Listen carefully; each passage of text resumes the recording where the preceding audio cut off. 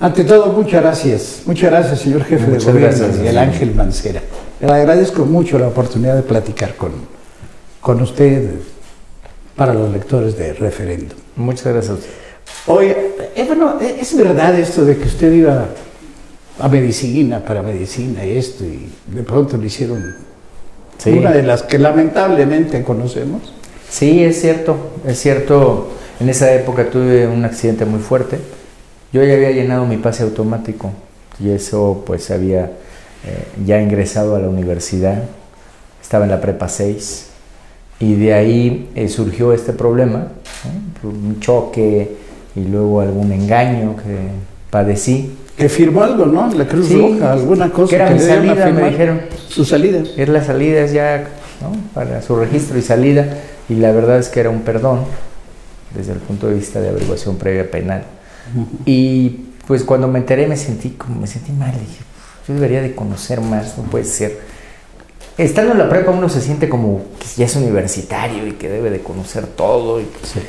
Y en ese momento la verdad es que platiqué con mi papá y le dije que iba a cambiar para gusto de él, porque él no quería que fuera médico exactamente. Y fue hacia derecho. Así fue. Así encontró su vocación. ¿Es su vocación? ¿Fue su vocación? La verdad sí. La verdad sí tenía yo ya mucho... Medicina me llamaba, la verdad, porque sí iba yo a los hospitales y conocí el servicio médico forense en algún momento. Y me llamaba el tema de la anatomía. Veía programas de introducción a la universidad. En ese tiempo había unos programas que pasaban de manera cotidiana y los veía. Pero también la parte del derecho, nada más que me asustaba un poco el derecho porque decían que había que hablar en latín y que había... quién sabe si por ahí sea el camino, pero sí, yo creo que esa es parte de la vocación. O sea que sí sabe lo que siente alguien que es engañado, que es burlado, cuando llega a una agencia del Ministerio Público, no le hacen caso. Así me pasó. A menos que el caso aparezca en los medios, entonces por el milagro todo el mundo interviene.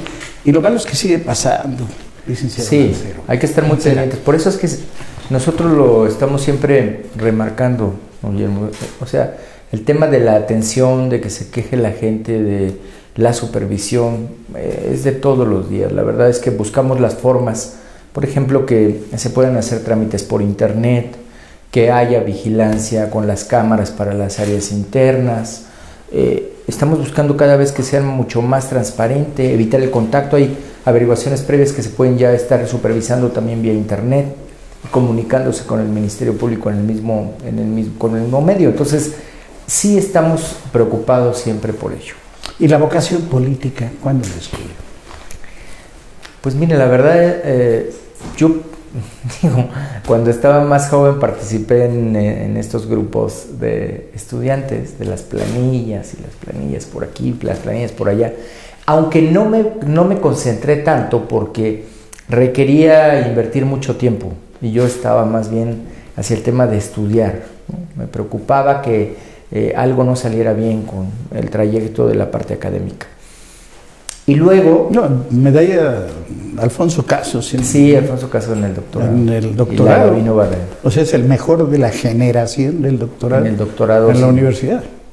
Así no es poca cosa. Perdón, la interrumpí. Pues bueno, pero fue para elogiarlo. Así muchas gracias, ¿no? Pues muchas gracias. La verdad es que después de ello, pues lo que vino fue realizar el trabajo político. A mí me parece que en un área que no se creyera que es tan política. Pero en la Secretaría de Seguridad Pública a mí me tocaba tratar con los grupos sociales en una buena parte, cuando teníamos marchas, concentraciones, etcétera, etcétera. Y después a mí me tocó dirigir la policía bancaria y la policía industrial, y eso sí que requería de mucha política porque eran unos temas bien complicados, bien complejos, tanto con las áreas vecinales como con las áreas de servicio, con los diferentes grupos que estaban ahí, y fui teniendo contacto después con muchos actores políticos de la ciudad. Oiga, pero cuando destacó fuerte fue ya como procurador, ¿no? En la parte de la Procuraduría eso nos dio a conocer. La verdad es que es un espacio muy importante de comunicación con la ciudad, de contacto con la ciudad. Y la parte de la vocación, o la tarea de la vocación, a mí siempre me gustó mucho el derecho penal. Entonces lo hacía con mucho entusiasmo, ¿no? Me apasionaba la parte del derecho penal. Y diría yo que me sigue apasionando todavía en el estudio. Eso permitió que tuviera más contacto con la ciudad, con la ciudadanía, y que me conocieran más. ¿Y de ahí? Y de ahí, podríamos decir, de ahí a jefe de gobierno. Exacto. Sin ser del PRD. En Sí. fin, podríamos decir que Marcelo Ebrard es su padrino político. Pues sin duda yo trabajé con él en varios espacios, don Guillermo. Primero en la Secretaría de Seguridad Pública, después en la Secretaría de Desarrollo Social, y después cuando ya él fue jefe de gobierno, yo me encargué de una subprocuraduría y después de la procuraduría. Usted ganó con una ventaja enorme las elecciones en el Distrito Federal, 60% por ahí de los votos, y un par de meses después, alguna medición que vi por ahí, tenía 70% de popularidad, y luego esa popularidad se ha caído como piano. Entre líderes, según lo que leamos, según como nos informan, pero de 70 a 35 entre líderes, entre ciudadano de a pie, como se le llama, etcétera, etcétera, al 51, 52, según lo que queramos ver, pero del 70. Es una caída vertical de la popularidad. Sí, así fue, don Memo. ¿Qué nos dice? Pues no hay mucha magia, no es un gran secreto. La Ciudad de México ha padecido uno de los conflictos pues, más severos, diría yo, de su historia. El hecho de la concentración que se dio aquí de los profesores, pues nos llevó a una encrucijada muy compleja de tratar, a caminar con prudencia dentro del ejercicio de gobierno y a que eso causara pues lo que muchas veces se pide o muchas veces se trata de exigir, que es que haya una actuación fuerte e inmediata del gobierno con el uso de la fuerza pública. La verdad es que en el análisis del momento a momento, del día a día, no era lo mejor para la ciudad. Perdone usted, pero cuando dice prudencia, yo me quedé pensando que no fue demasiada prudencia. Simplemente, usted dice, es uno de los conflictos más graves que ha vivido el Distrito Federal. Correcto. Y vaya que tenemos, ¿cuántos años? 500 años de ser ciudad. Sí. Pero realmente era brutal. Pues y caramba, nosotros votamos por usted, no votamos por Gabino Cue, votamos por Miguel Ángel Mancera y tenemos derechos. Y se nos hizo, la verdad es, un exceso de prudencia. ¿Por qué tanta tolerancia? ¿Por qué? Mire, yo creo que si lo analizamos, cuando más se exigía que se actuara fue cuando tuvimos el conflicto más crudo. Es decir, cuando estaba la parte más álgida. La Ciudad de México llegó a tener, cuando tuvimos aquí 25,000 profesores, cerca de 25,000 profesores. Fue la concentración más abundante. Si se hubiera actuado antes, ¿no se habría evitado tal concentración?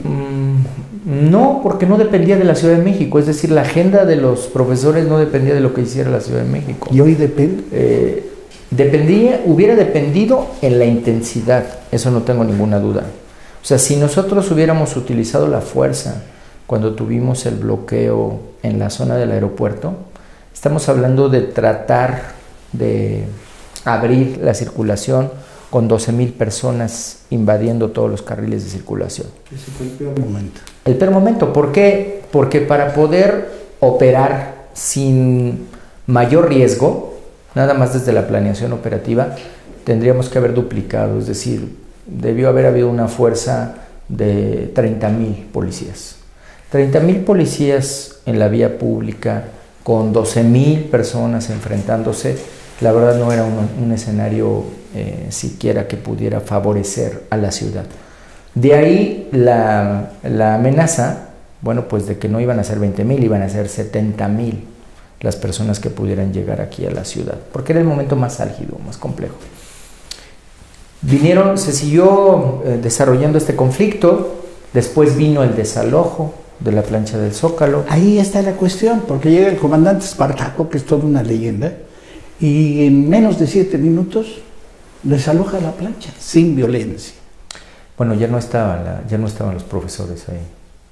Yo le quiero decir que hubo un trabajo muy importante.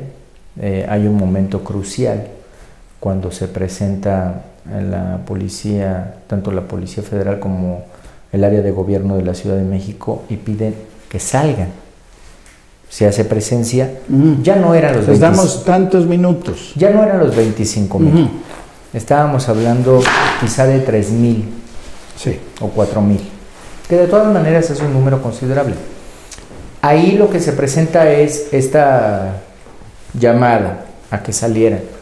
Para cuando entra la policía, ya con todo el esquema operativo, habían salido por 20 de noviembre. Es decir, los líderes habían optado por lo que se arengó, por lo que se retirarse, vamos a por retirarse. Se retiran porque hay una propuesta. La propuesta es, bueno, que trasladen su plantón a otro lado y dejen libre el Zócalo. Y en ese momento se posicionan en la Plaza de la República aproximadamente entre 800 y 1,000 profesores. Otros se van y vuelven a regresar después. Entonces, el conflicto va teniendo diferentes momentos, no por el uso de la fuerza. De hecho, el día del desalojo se da un enfrentamiento. ¿Con quién? Con los grupos anarquistas. ¿Con quién? Con la Policía Federal. Igual que se han venido padeciendo en otras circunstancias. Sí, con la misma violencia. Un enfrentamiento brutal. Botellas incendiadas por abajo de los escudos. Y proyectiles con golpes, tubos, etcétera, etcétera. ¿No? Tiraron a un comandante y lo patearon. Así es. Infame aquella imagen. Ahora, estamos hablando de que ese enfrentamiento se dio con un grupo de 100 anarcos. Imaginemos el conflicto si hubiéramos actuado o si hubiéramos utilizado la fuerza cuando estábamos hablando de 12,000, ¿no? Eso es todo lo que tiene que calcular alguien que va a hacer uso de la fuerza. Siempre hay que ver también cuál es la consecuencia para la ciudad. ¿Qué hubiera pasado en la Ciudad de México? ¿Qué nos esperaba? No era la solución del conflicto porque no estaba en nuestras manos el conflicto. Eso es federal. Es federal. ¿Qué vino de ahí? Si recordamos y recapitulamos qué vino, pues vinieron marchas, bloqueos, manifestaciones, protestas en una veintena de estados. O sea, se puso, ¿no?, en escaladas, tomas de gobierno completas, plazas públicas, carreteras. Es decir, después el conflicto empezó a tener un descenso en cuanto a la intensidad. Llega un punto fundamental en donde buscamos que la ciudadanía tomara el punto, digamos, de evaluación, cuando el gobierno de la ciudad dice: vamos a recuperar las vialidades de la Plaza de la República, ya no pueden estar cerradas a la circulación. Y entonces la autoridad federal nos dice: esperen, no lo hagan, hasta que se termine el diálogo y la negociación. Eso fue increíble. Acuérdense que ustedes saben qué están haciendo. Y acuérdense que hay millones de personas que no tenemos ni idea, que nos preguntan: ¿y ahora? ¿Cómo es esto de que el gobierno federal dice: espérese? Pues ya que eran pocos y ya iban a entrar. Espérense, todavía espérense. Así fue. Había un acuerdo con el gobierno federal. Siempre hemos actuado con coordinación con el gobierno federal. El gobierno federal es quien tenía las mesas. ¿Le ha dañado su relación con el presidente Peña Nieto? ¿Este conflicto? Que si no, en su relación, que se ve que es una buena relación. Pues vamos. Yo creo que Memo, nosotros hemos tomado las decisiones. Yo creo que las decisiones que hemos tomado han sido las correctas. Sé que ha tenido un costo, pero estoy seguro también que hubiera sido un costo mucho mayor haber tomado una decisión diferente. ¿Por qué? Por la dificultad operativa, por las consecuencias que se hubieran generado. Cuando estábamos, por ejemplo, en aquel conflicto en Periférico, toda la gente que estaba alrededor, y estábamos hablando de cerca de 5,000 maestros enardecidos, que querían tirar las puertas de una televisora de allá. Entonces, siempre hay que actuar con con el pronóstico de hasta dónde y los grupos infiltrados también. Sí. Porque esa es una Siempre se habla problemática. del menor de los males, pero el daño está hecho. Para mí el daño más grande pues, es la educación en México. La verdad, cuando vemos a estas personas y vemos que en manos de ellos están miles, millones de niños que están aprendiendo.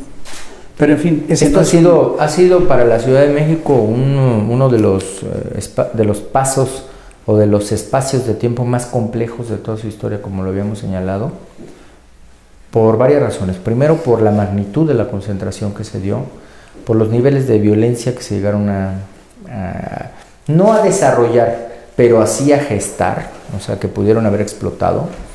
Y tercero, porque es un conflicto que en ninguna de las áreas de gobierno, en ninguna de sus líneas estaba a resolverlo, ¿no? Entiendo.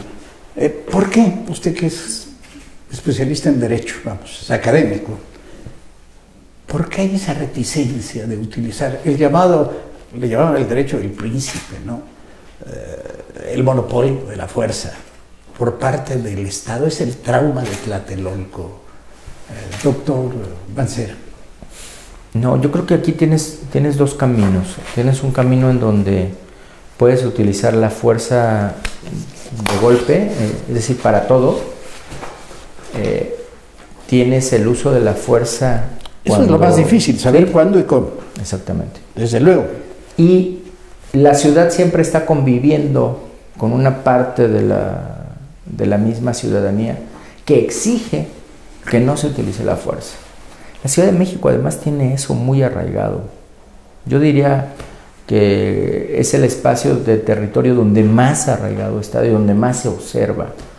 Todas las evaluaciones que se hacían y que las hicieron por decenas, diferentes grupos, diferentes áreas, encontraban que había a veces más del 50% que nos exigían que no usáramos la fuerza, de todos los encuestados, que nos exigían que respetáramos el derecho a bloquear las calles, ya no digan a manifestarse, ¿no? Bueno, lo que nosotros tenemos que evaluar también es en el momento donde, pues como pasó, o sea, ya no podemos mantener una vialidad cerrada, ya no podemos mantener un espacio perdido, no podemos hacer que algo no se esté justificando de ninguna manera, ni por el propio derecho a la manifestación. ¿Qué podemos esperar en el futuro respecto a esto? Vialidades cerradas, plazas tomadas. ¿Qué?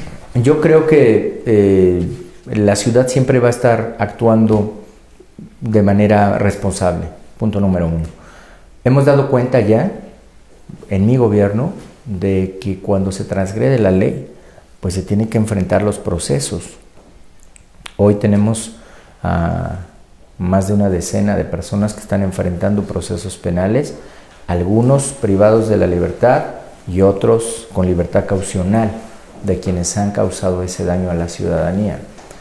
Hemos reiterado y voy a seguir reiterando que vamos a dar garantía del derecho a la manifestación, en todas sus formas, por todos los medios, pero también vamos a dar garantía a que se desarrolle la vida de la ciudad. Yo espero que... Por eso se opone a la ley sobre marchas y manifestaciones. No, yo no me opongo a la ley. ¿No? No, yo a lo que me opongo primero es que haya una invasión, porque es una invasión. O sea, estamos hablando de que estamos trabajando para que la ciudad tenga una constitución. O sea, vamos a la reforma política ahora. Claro, hacia allá vamos, queremos la reforma política. Pero me parece que es una visión que se quedaría corta si hablamos nada más de las marchas, ¿no? Porque ¿qué pasa si mañana un grupo de vecinos de tu colonia se quieren manifestar y quieren ir a hacer una manifestación y entonces les digo, fíjese que usted se va a manifestar el jueves, ya no le alcanzó ficha para este mes, para el próximo mes sí se puede ir a manifestar? Va a ser muy complicado que tú respetes esa ley. Le cambió el rostro cuando dije reforma política. Te quieres manifestar, ¿no? Entonces, ¿qué es lo que yo veo? Que se tiene que analizar si en un cuerpo normativo, el equilibrio de los derechos. Tú tienes un derecho a la manifestación, pero también hay un derecho para que no me bloquees una calle, para que yo pueda Qué difícil, transitar. ¿Dónde acaba y dónde empieza? Es un debate de derechos y eso es lo que yo creo que sí se tiene que plantear. Lo otro, pues me parece que solamente sería como un mensaje de política. ¿Cuál sería la mayor virtud de una reforma política? La mayor virtud de la reforma política que estamos planteando nosotros en este momento es que se reconozca que la Ciudad de México ya está con una equivalencia de facultades. ¿Qué quiere decir? Formamos parte del pacto federal, ¿no? Es decir, hay un pacto federal. No tiene la Ciudad de México por qué estar fuera de ese pacto. El pacto es, todos participamos, todos podemos tener iniciativas a la Constitución, podemos participar en los debates constitucionales, podemos autodeterminarnos y podemos darnos nuestras leyes, porque es la ciudad capital, porque aquí tenemos la sede, debe ser reconocida como eso. Es que su peso es enorme. El peso es... Ya que tenemos el pacto federal, el peso de la ciudad es enorme. Y por eso mismo el ejercicio también de la fuerza. Uno de los debates es ese. El presidente de la República, en donde se encuentra, él es el jefe de las Fuerzas Armadas, ¿no? Entonces, uno de los debates es ese. Al final de cuentas, ¿quién tiene el uso de la fuerza, ¿no? Cuando haces uso de la fuerza, cuando nosotros ordenamos el uso de la fuerza, también tenemos que ver que no se trastoque la vida del país. Hasta ese punto llega. ¿Por qué? Porque aquí están las instituciones federales.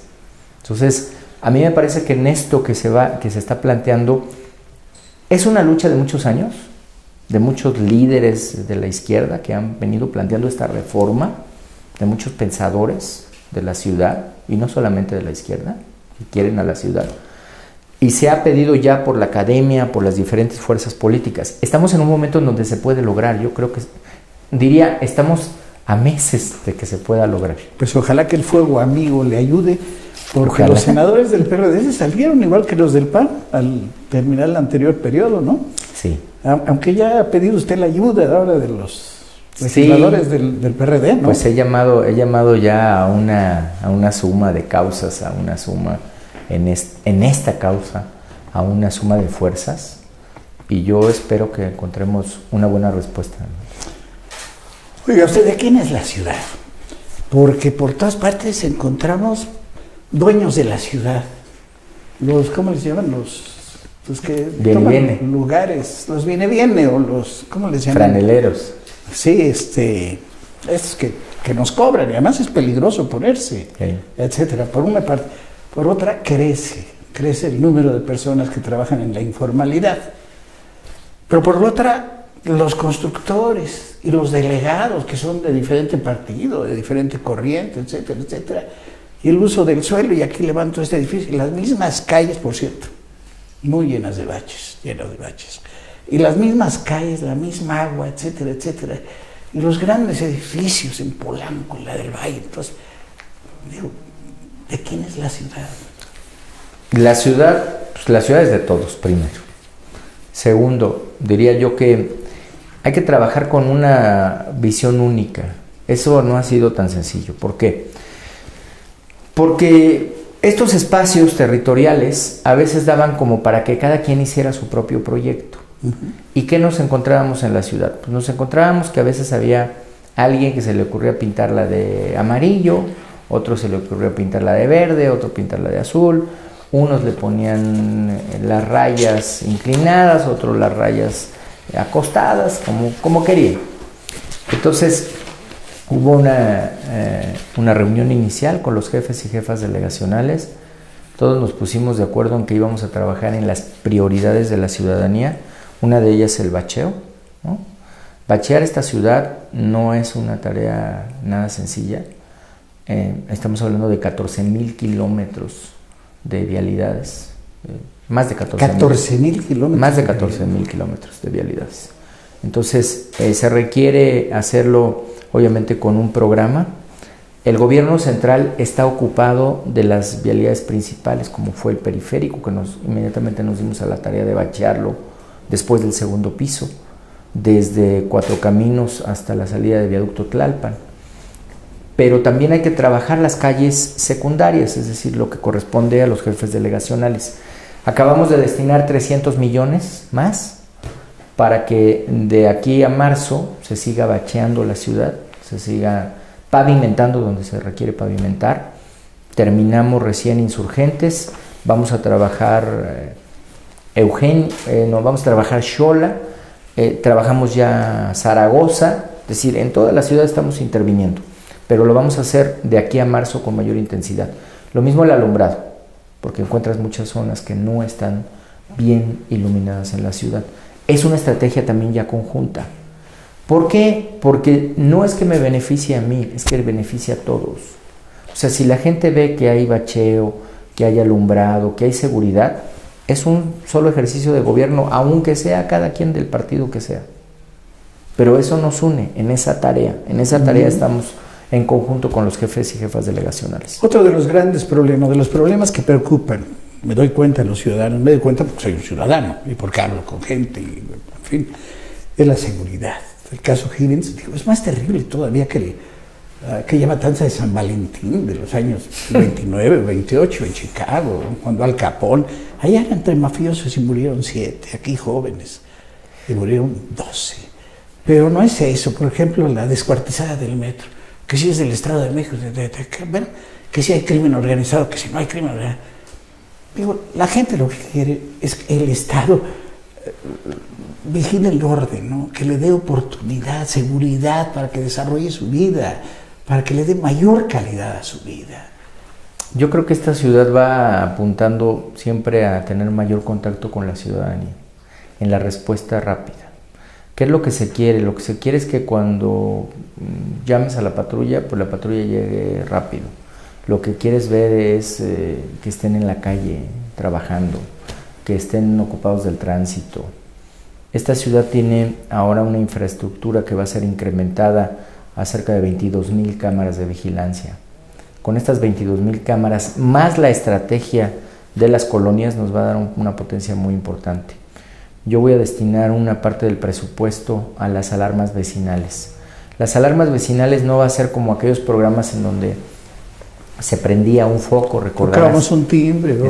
Sí. No, esta es una caja en donde cuando toques ese botón te va a comunicar con un centro de mando, el centro de mando se va a comunicar a tu casa y va a ver qué está pasando.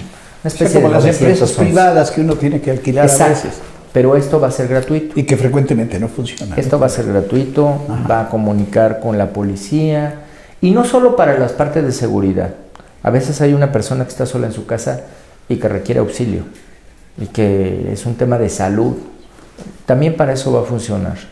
Yo te diría que la Ciudad de México está avanzando. Es un programa muy interesante, quisiera. Es un programa bien interesante. Explicarlo mejor. Claro que sí. Digo, explicarlo más ampliamente. Este es un programa en donde las 16 delegaciones, las 16 van a participar, porque esta es otra estrategia conjunta. El gobierno central va a hacer una inversión importante. Ya tenemos un modelo, que fue el que probamos, que está en Azcapotzalco. Este modelo ya está funcionando. Ahí ya se tiene el centro de monitoreo y ya se tienen las alarmas. Empezaron más o menos con 2,000 alarmas en la colonia, van a llegar a 50,000, se quiere desarrollar a 150,000. Es decir, eso se puede ir incrementando cada vez y se tiene la posibilidad de atender, porque es toda la fuerza de la policía de la zona. Pero decía yo, la llamada puede ser para otras cosas, porque nosotros tenemos áreas de la ciudad, por ejemplo, donde hay adultos mayores. Donde están los adultos mayores, una parte concentrada, por ejemplo, en Benito Juárez, tenemos una población más de adultos mayores. A veces requieren una atención, requieren que vaya una ambulancia, o requieren un apoyo, o a veces hablar con alguien. Entonces, como es un call center, va a permitir comunicarse al señor fulano de tal, es su teléfono, sí, que es lo que se le ofrece. Eso te pone en contacto, tocas a la gente. Y eso es lo que estamos buscando, ¿no?, con este programa. Caray, si lograr humanizar esta ciudad, sí, a través de este tipo de programas, sé que no sé cuántos somos. Cuando llego yo por el aire, si llego de noche es el espectáculo más fabuloso que hay en el planeta, para mí. Es lo más bello que he visto en la ciudad iluminada. Cuando llego de día, digo, no es posible. Cuando voy a las 7 de la noche en automóvil, Y me quedo todo, y si algún día nos hacemos nudo, como en el cuento de Cortázar, ¿no? Que nos quedamos ¿es viable esta ciudad? Es viable, hay que trabajar y se cambia, y sí se está cambiando muchas de las cosas. Yo daba un reporte ahora en Año Nuevo que llama la atención. Quizás sea menor, pero fue mayor para la ciudad. ¿Por qué? Por ejemplo, decía yo, ya no tuvimos quema de llantas. Yo me acuerdo de ejemplos, ¿no? Y los niveles de contaminación y todo esto. No tuvimos quema de llantas, contribuyó mucho a que tuviéramos días limpios en esa época que se vuelve siempre muy complicada. ¿A qué se debe? ¿A que hubo mucha policía? Pues yo creo que se debe más bien a una toma de conciencia de que la ciudadanía quiso participar y evitó que se quemaran llantas. Tuvimos menos pirotecnia, ¿no? Menos cohetes en la ciudad, menos accidentes de los niños. La convivencia, nosotros tenemos que ir permitiendo que se desarrolle de manera mejor, ¿no? Estamos a punto de inaugurar la calle semipeatonal, la primera calle semipeatonal de la ciudad, que va a ser 16 de septiembre. Vamos a reinaugurar la plaza del General Lázaro Cárdenas, en donde se estaba convirtiendo como pues, en un parque triste, abandonado, una zona de convivencia otra vez. Y la ciudad tiene que ir regenerándose, porque ¿qué pasó con la ciudad? Se hicieron zonas muy muy caras, en donde pasó el cinturón de la infraestructura, y zonas muy abandonadas donde no hay infraestructura. Y se despobló la ciudad en una buena parte. Se despobló, ¿por qué? Porque pues, las zonas con infraestructura no alcanza para los trabajadores.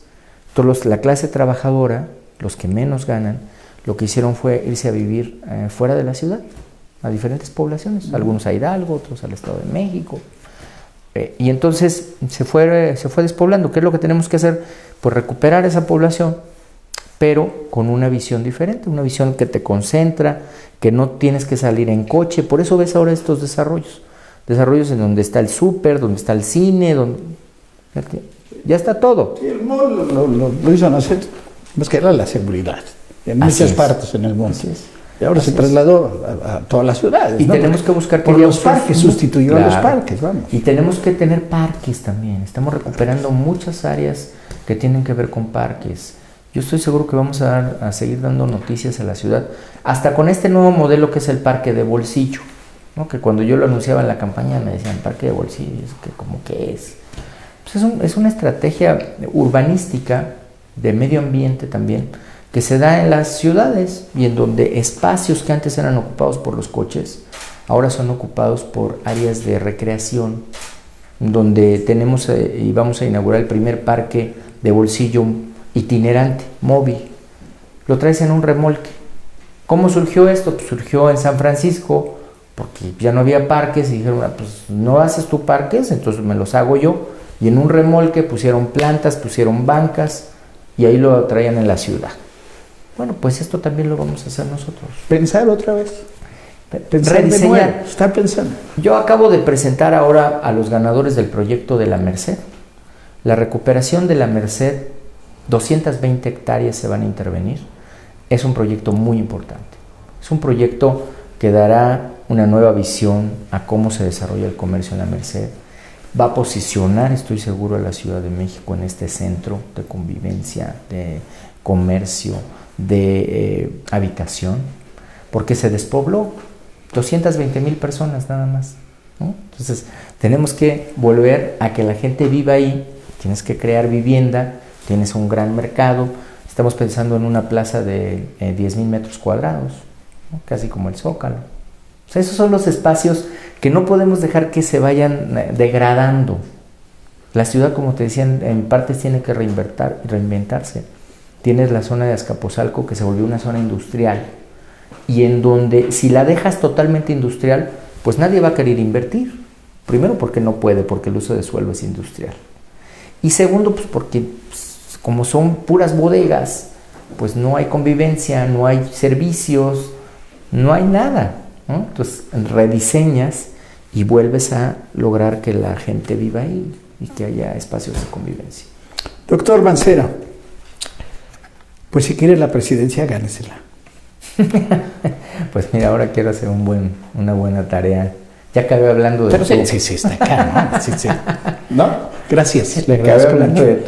Le agradezco muchísimo la deferencia. Pero además quiero reiterar, porque me da mucho gusto saludarte. Igualmente. ¿Sí está acá? Está acá están las canas, que cada vez me salen más. No hay más que le van a hacer. Seguro. Muchas gracias. Muchas gracias.